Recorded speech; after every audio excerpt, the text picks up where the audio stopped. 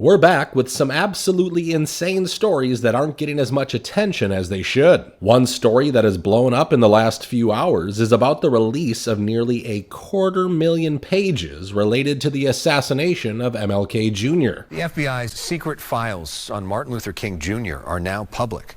Today, the administration released over 240,000 pages of records despite opposition from King's family. Now, this story is a perfect example of how to change the narrative and public perception. It also shows how the legacy media only shows us half the truth. I'm sure a lot of people have started going through those hundreds of thousands of pages trying to figure out who was behind the death of Martin Luther King. However, as far as I remember, we already know who was behind it, and it certainly wasn't James Earl Ray. Today, a jury of 12 men and women, after hearing proof for nearly a month, decided that there was a conspiracy to kill Martin Luther King that involved Lloyd Jowers, a local man, as well as other unknown co-conspirators associated with the Memphis Police Department, the state of Tennessee, and the government of the United States. That's what the jury actually held. That's what they actually ruled today. Of course, the media won't be playing this clip on repeat like they should, but this is probably the most significant evidence that shows how the US government was in one way or another involved in the death of MLK. In fact, the evidence presented in this case was so clear-cut that the jury only needed 2 hours to come up with a verdict which blamed our own agencies and the mafia for what happened to MLK. So, if we already knew what happened to him, then why in the world are we releasing so many documents like they're going to prove something else? Well, let me tell you why. It's the same reason why, all of a sudden, Tulsi Gabbard released documents which allegedly show that Obama was behind the whole Russian hoax. The Director of National Intelligence, Tulsi Gabbard, is referring Obama administration officials to the Justice Department for prosecution over the assessment of Russia's election interference back in 2016. She claims the Obama administration manufactured intelligence to push the narrative that Russia was interfering in the election. The president even released an AI clip of Barack Obama getting arrested, which is a wild thing to do.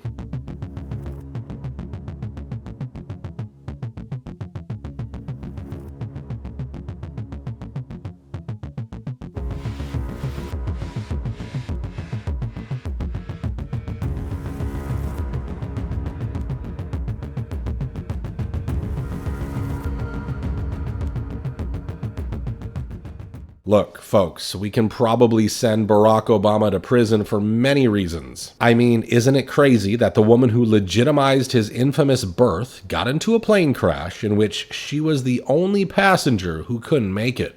And a small plane crash in Hawaii killed a high-ranking state official. The Cessna Grand Caravan went down in the water yesterday. The director of Hawaii's health department, Loretta Fuddy, was killed. 8 other people were on board, including a pilot. They all survived. Maui police say she died of cardiac arrhythmia due to stress.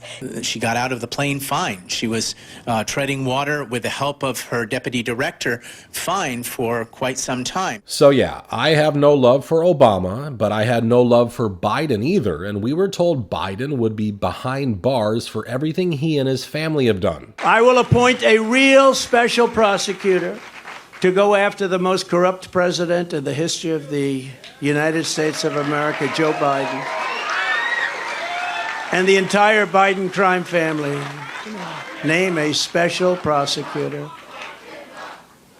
And all others involved with the destruction of our elections, our borders, and our country itself. They're destroying our country. Of course, no one went to jail. Instead, Hunter Biden is busy giving interviews about his amazing life. Because we have been fed this perception of crack cocaine. It's more than just a drug. Places that you can go get it are some of the most dangerous places. Mainly for that reason, I learned how to make my own. The simple truth is that we are probably never going to see any arrests here. The only reason why they're even talking about Obama or MLK is simple. They are trying to change the conversation and stop us from even asking what the hell happened to all those people who worked with Epstein and Diddy. Many of you came here thinking or hoping or perhaps believing that I may start naming names. Well, that day will come, but it won't be today. The day will come when we will name names other than Sean Combs, and there's a lot of names. It's a long list already.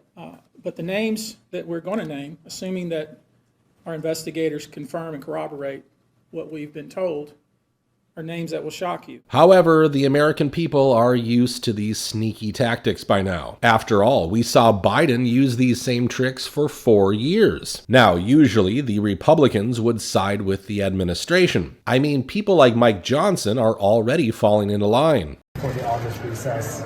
So here's what I would say about the Epstein files. There is no daylight between the House Republicans, the House, and the president on maximum transparency. He has said that he wants all the credible files related to Epstein to be released. He's asked the Attorney General to request the grand jury files of the court. All of that is in process right now.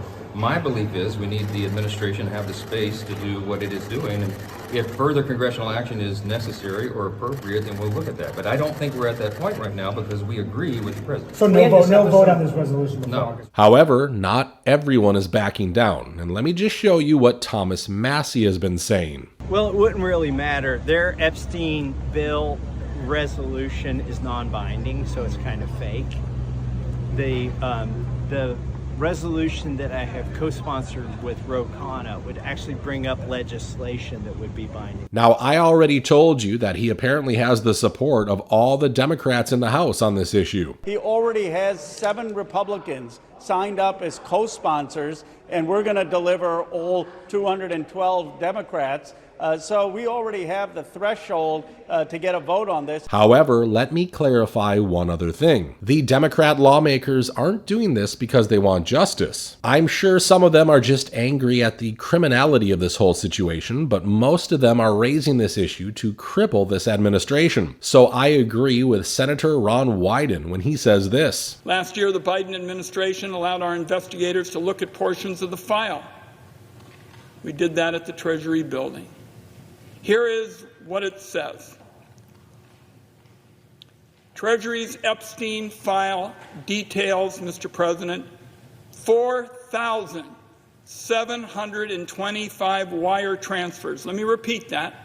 4,725 wire transfers, adding up to nearly $1.1 billion flowing in and out of just one of Mr. Epstein's bank accounts. If you ask me, that is more than 4,000 potential lines of investigation right there. Hundreds of millions more flowed through other accounts. That's even a lot more to investigate. But I also remember that he did nothing to release those files when they had Joe Biden in the White House. So I don't trust all of the Democrats to stand with Massie on this issue, especially when the former head of the party, Nancy Pelosi, said this. Is it your sense there's anything the president can do now to get his supporters to move off of the Epstein issue? Again, this is a distraction. This is a distraction. We have major issues right here with things we're voting on today. Look, folks, whenever Nancy tells you not to look into something, it usually means there is some horrifying secret on the other side of that door. So, I think we better keep digging. Now, while all of these stories might leave you feeling disappointed, there is some good news also. While the House committee is getting ready to protect Monsanto from any more lawsuits, Senator Cory Booker has decided to fight back against any state immunity given to pesticide companies. The bill he introduced basically allows any individual to seek a lawsuit in federal courts against pesticide companies if a product makes them sick. So even if Monsanto manages to pass immunity bills in different states, this bill can give people a chance to go after this horrible company in federal court, which is a huge deal. So for once, I'm going to tell you to ask your local senators to stand with Cory Booker because this bill shouldn't be controversial, especially when Monsanto and other companies are spending an insane amount of money to get immunity at a state level. So right now, Bayer,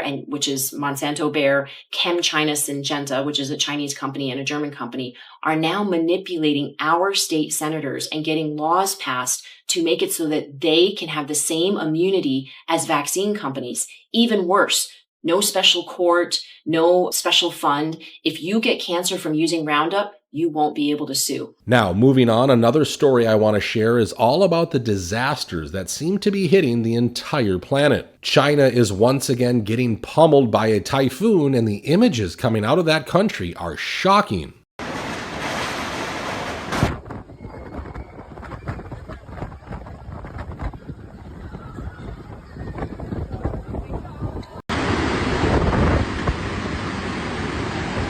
Russia, on the other hand, was hit by 3 powerful earthquakes in just 32 minutes.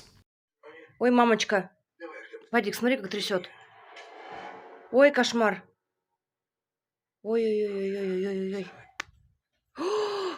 And what's interesting is that these earthquakes took place in a region called Kamchatka, which is right across the Bering Sea from Alaska. Interestingly, Alaska was also hit by an earthquake a few days ago.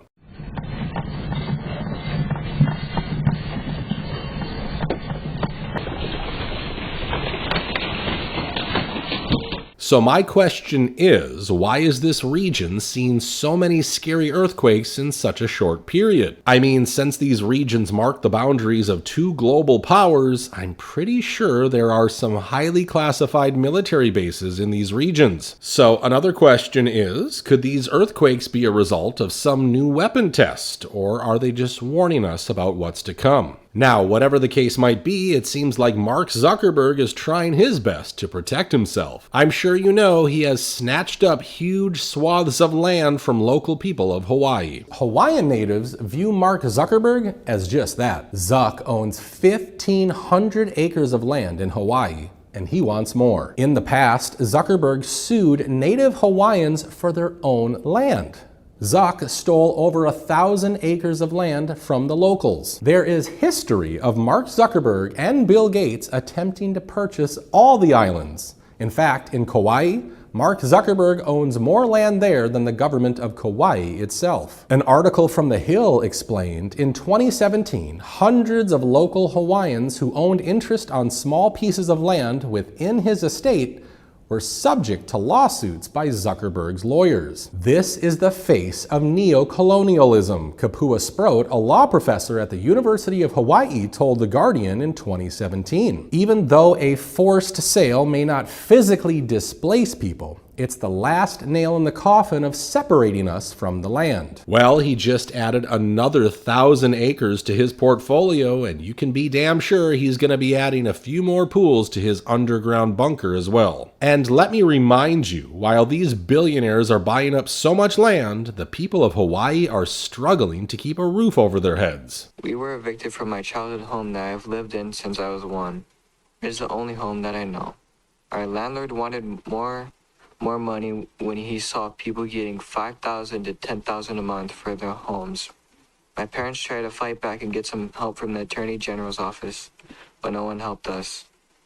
We moved out a couple weeks ago when my parents finally found a rental after looking for the past 6 months. Our rent is now 2.5 times our old rent, and I see my parents stressing to figure out how to pay it. We're going to wrap up today's video right there. As always, I'm looking forward to hearing everything you have to say about today's video topics. Make sure to share your thoughts in the comments down below. Thank you for watching and have yourself a wonderful day.